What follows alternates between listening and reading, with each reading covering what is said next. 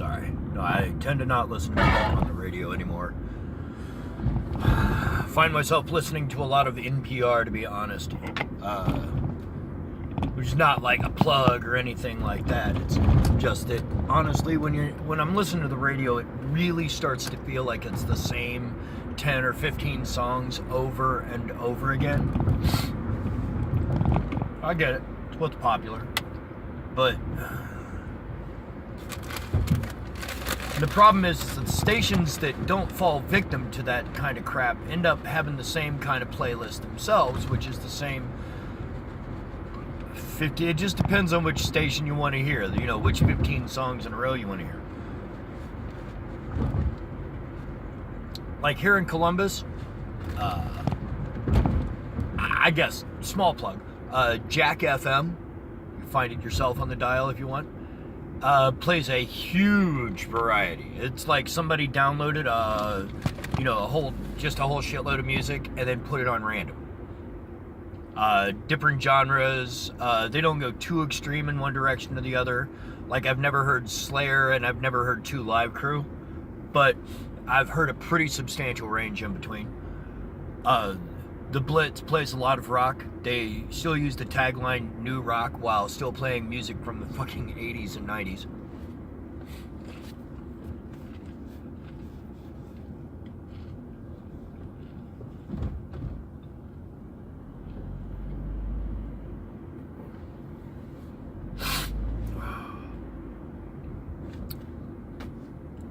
QFM is basically old school. It got a couple rap stations, a couple country stations, but they all have basically a playlist of the same tracks, and it's just what's popular, what the radio or the record companies are pushing.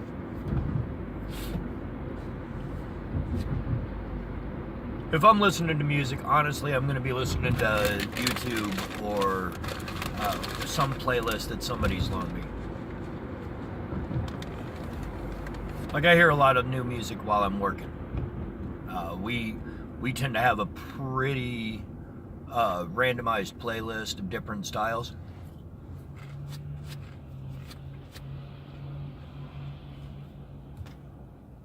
I'm the driver, so I never mess with it.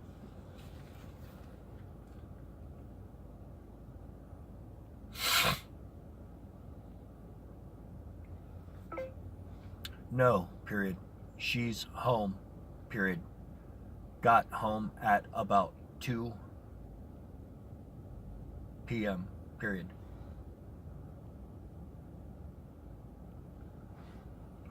Speech to text.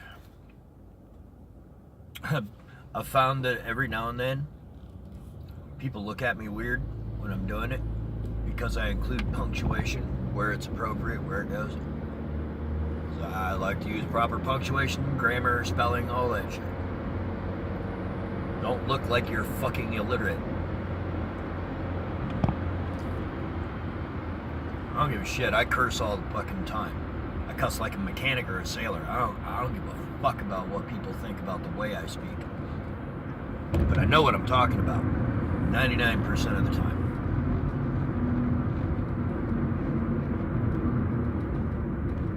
And that's because if I don't know what I'm talking about, if I don't understand a topic, this thing right here contains access to more computing power than we use to send people to the moon and back. You understand that? Grasp that for a minute. That this thing right here, this smartphone, that if they'd have had that, they'd have been able to use it to do all the calculations necessary to send people all the way to the fucking moon and back on the Apollo program.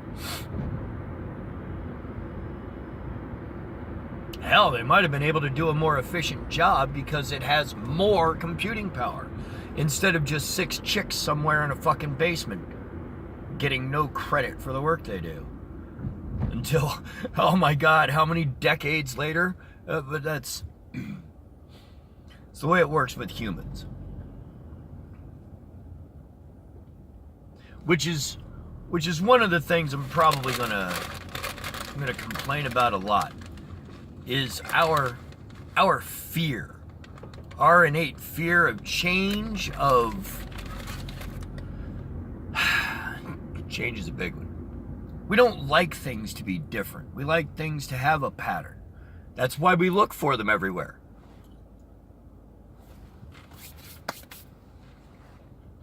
We even have a name for it.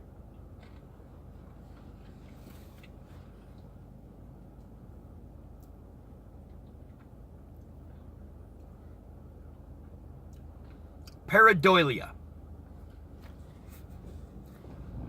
It's to see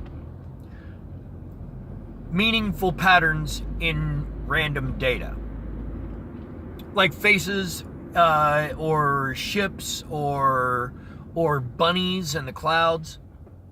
You know, when you see a face on a piece of toast, that's pareidolia. In most cases, it's not a sign from the divine.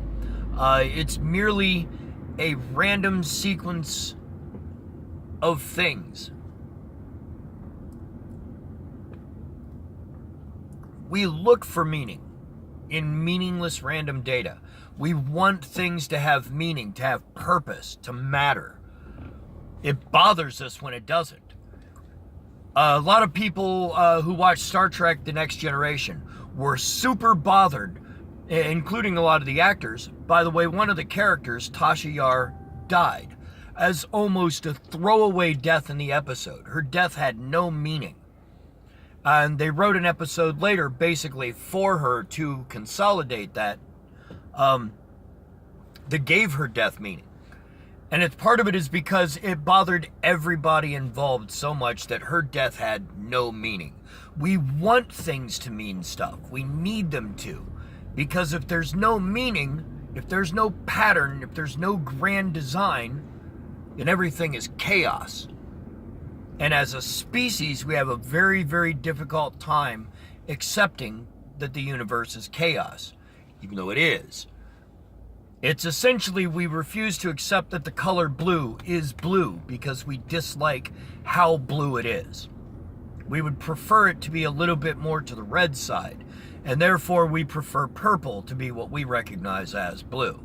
That's not the way reality works, but it's the way we pretend reality works.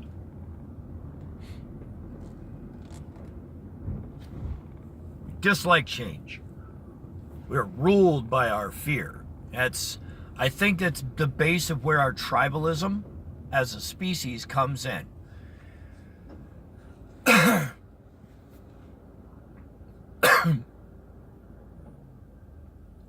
You fear things that are different because they represent a danger to the tribe, to the collective. As long as everybody looks like the same kind of group of people, primitive man was pretty much assured that none of them was, as long as everybody looked like a person, none of them were a wolf. And then they started meeting other kinds of people. We know for a fact that humans and Neanderthal and the Denisovans all interacted with each other. Not interacted, just interacted, but interbred. There are genetic links of hybrids that have appeared throughout the historical record. So we know that they met each other. How far back does our tribalism go? Does it go all the way back to the beginning? Did we innately have some desire to exterminate the other hominids that we met right off the bat? You know what I'm saying? Like certain, like chimpanzees will do. A group of chimpanzees over here will travel across the jungle to attack and destroy a bunch of other chimpanzees that live over here in another part of the jungle. And it's not always just for resources. Sometimes they murder and eat one or two of the monkeys that they come across, the chimpanzees that they come across.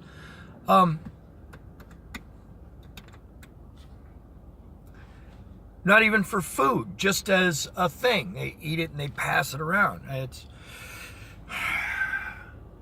no reason.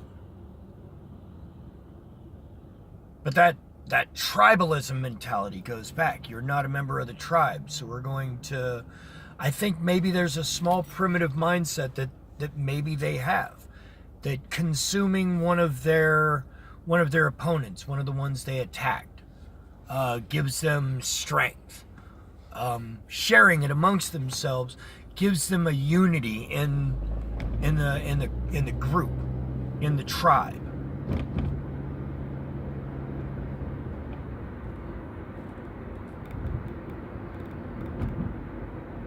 Our fear of outsiders could be just a simple inbred knee-jerk reaction to making sure that our resources were secure. A small cluster of humans living fairly close to another species of hominids that also has to compete with another group of humans. I'm sure we're going to start to have, like, right off the bat, you know, you're going to be suspicious of other kinds of humans. Does that justify it now in the modern world? Fuck no.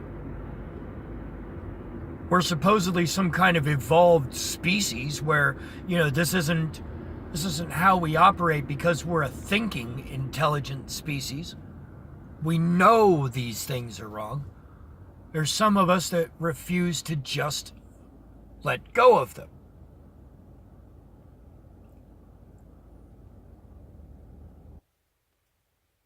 Our fear is deeply ingrained to us as a motivating factor for human species.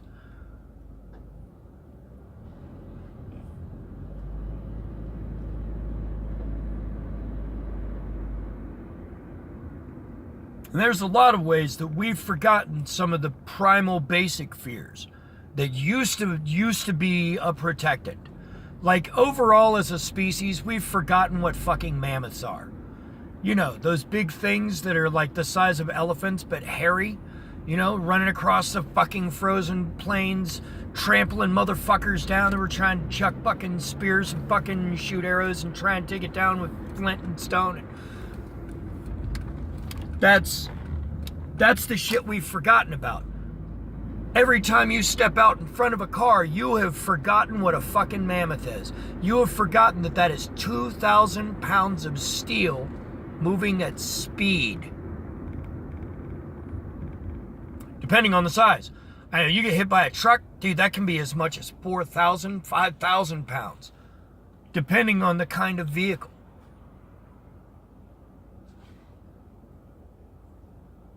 You can't step in front of a car. You can't do that. Challenging a vehicle just says that you as a species have forgotten what a mammoth is. You've forgotten that that's big enough to kill you. And everybody who responds, oh, if they hit me, you know, pedestrians have the right of way. Not everywhere. And, oh, I'll sue them if they do. No, your estate may sue them. You won't be suing fuck all. Not ever. Because you may be dead. Just point of fact.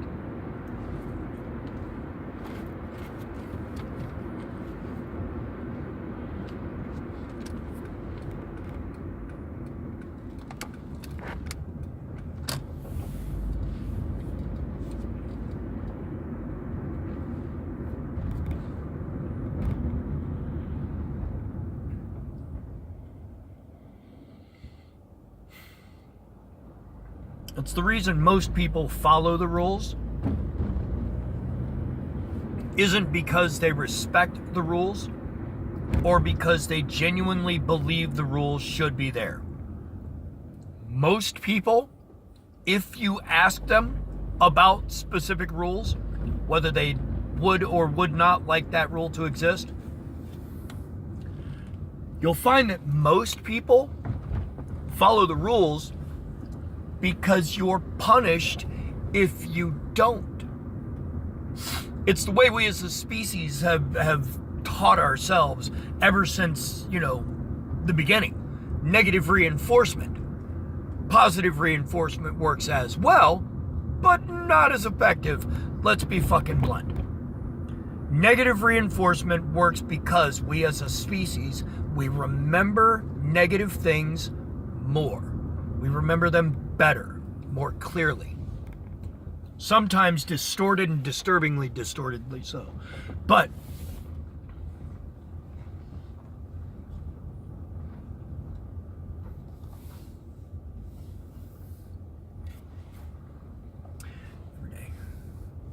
terrible parking. Most people follow the rules because if you don't follow the rules, there's a punishment. If you commit a crime, there is a set sentence that you can receive. You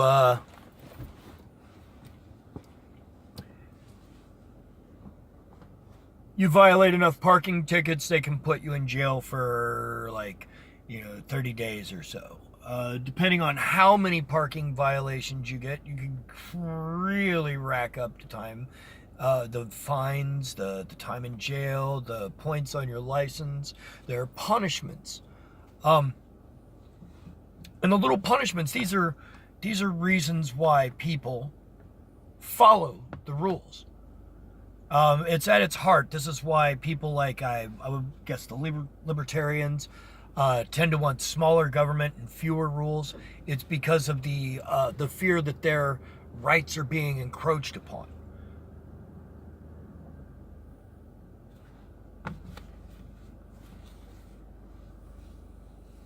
Look, humans need rules. Plain and simple. It's a fact. You met humans? Without rules, this species would run rampant across the entire planet without any regard for what it takes out in the process. Fear's a good thing. It benefits us. But we've forgotten to fear a lot of things. Anyway, time for work. I pretend like I'm employed here.